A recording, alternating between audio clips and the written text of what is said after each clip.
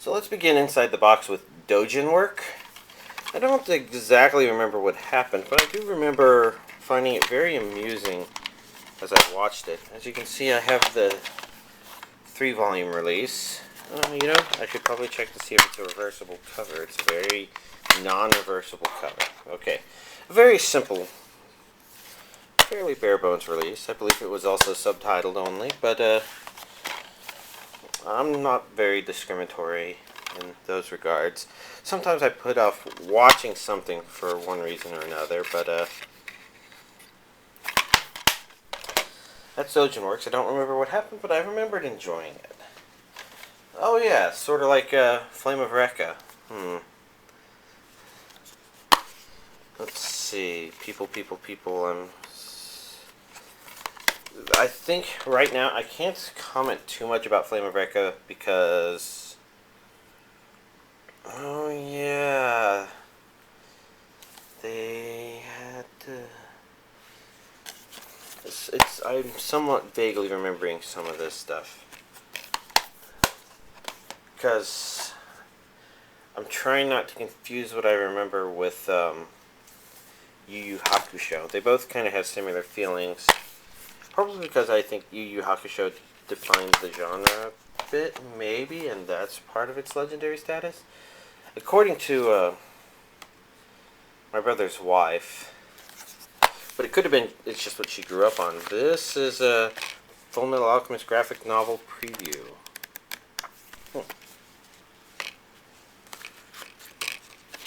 Interesting. This is a Viz release. But Funimation... Oh, of course. Funimation released the series, but Viz would have released the manga. Huh. If I remember right, they eventually had a little kid ally with them.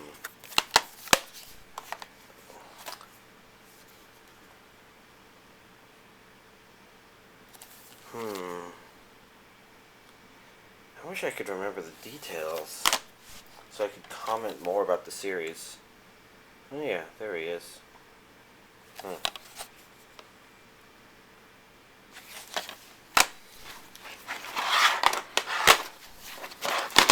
There. Now the piles will be roughly equal. We've got a couple more left to go. If I remember right, this didn't finish. There was still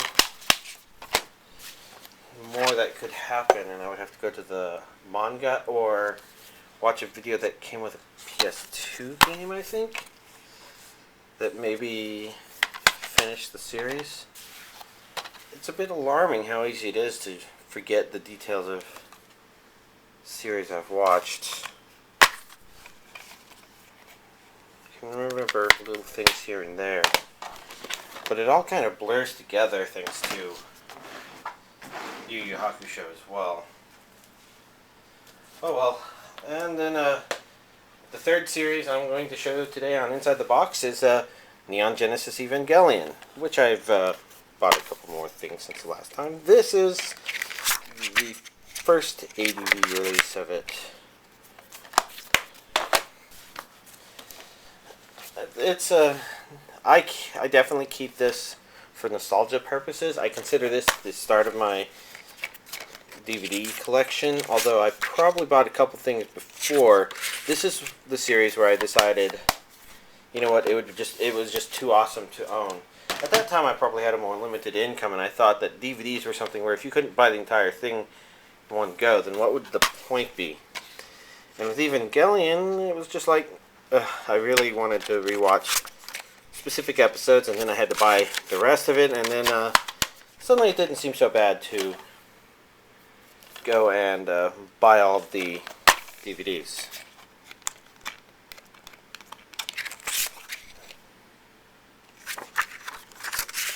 This is basically how the menus look on the inside, the theme of the menus. It's very different than what the later Evangelion releases have done. But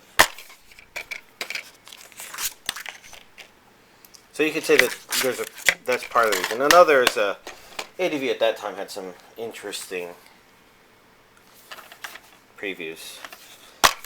I haven't commented yet on the series itself, so I guess at a minimum I can say that it has also remained on my favorite. So I talked about Unico in my anime update, part 1, and in my anime analysis, I guess, although I technically haven't recorded that yet, so I'm talking about your past and my future, confusingly enough. But Evangelion is also something that has kind of remained pretty solidly on my favorites.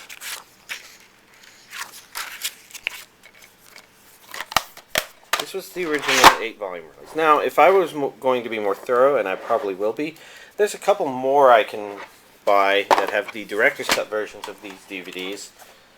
But I don't have those because I have the Platinum Edition. And y'all may know that I bought this specific version of the Platinum Edition much more recently. But this one is probably the best version of Evangelion to have, considering it combines all the neat things. It's got it's really neat when it's completed. You have the covers on your discs. You got inserts which contain information. The episodes are not as condensed as in later versions. However, it also has enough room for special features. I believe there's a stacked version of this, released more recently, cheap as well, that I have not tried to get. I don't know what the discs look like on that one, but I wouldn't be surprised if it's these. I have my insert there. That's right, I bought this entire collection from somebody on eBay. And I believe it was from a personal collection, and they had kept taking care to make sure they kept all their stuff together. So it's a pretty complete thing. Well worth the money I paid for it. The only problem is that I just haven't gone through the special features yet. I kind of want to at some point. And I like buying DVDs in order to have the option to do this stuff in the future.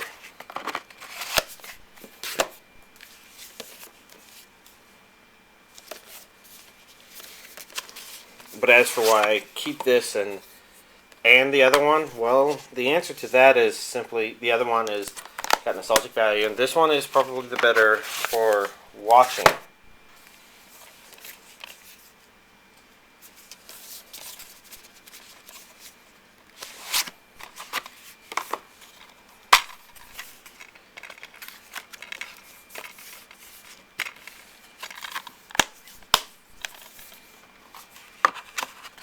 You know, I think when I first watched it, I didn't care as much about the later episodes as I did the first few. And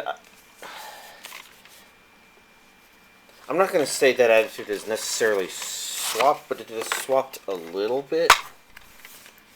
See, I've got the booklets for all 7 of them. This is why it's nice to buy from a personal collection that takes very good care of their DVDs.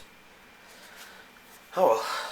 So, those two I can explain. This one I, of course, bought more recently, but it's kind of harder to explain also having the thin DVD version of the Evangelion Platinum Edition. The discs themselves are different. Surprisingly so, since there are 6 discs. This is what the back looked like. If we look at the backs, they look like the other ones, but they've got slightly more information per. Nothing noteworthy on the insides. So it's a more simple release. It does not have the special features that the other one does. So this one is pretty much a bare minimum, just watch the series.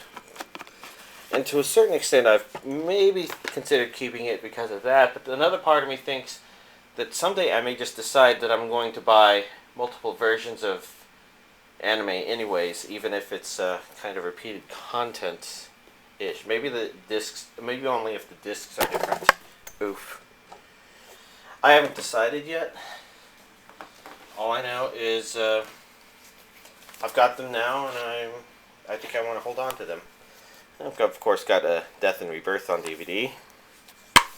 This one could really see a new release. Because,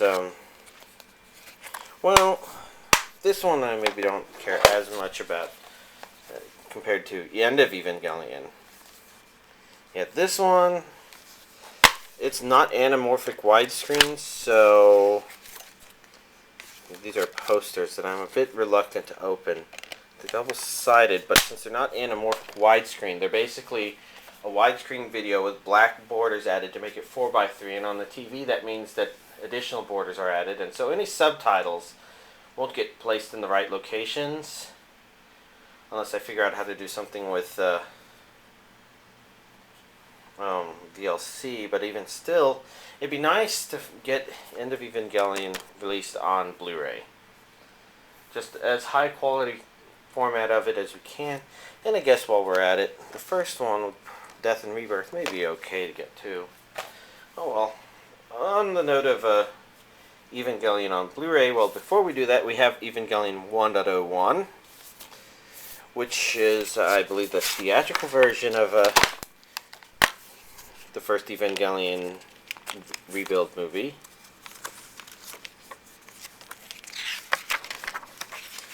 And,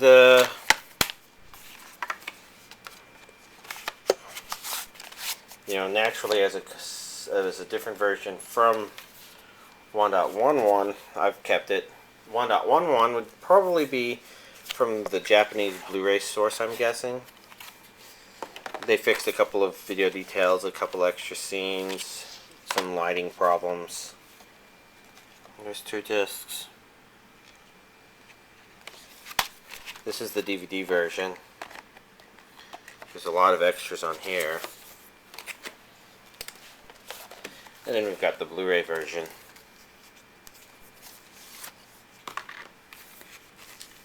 Which only has the 1 disc, but it has the same insert, it looks like. And of course the more recent Evangelion 2.22, which has left us craving the 3rd rebuild of Evangelion movie.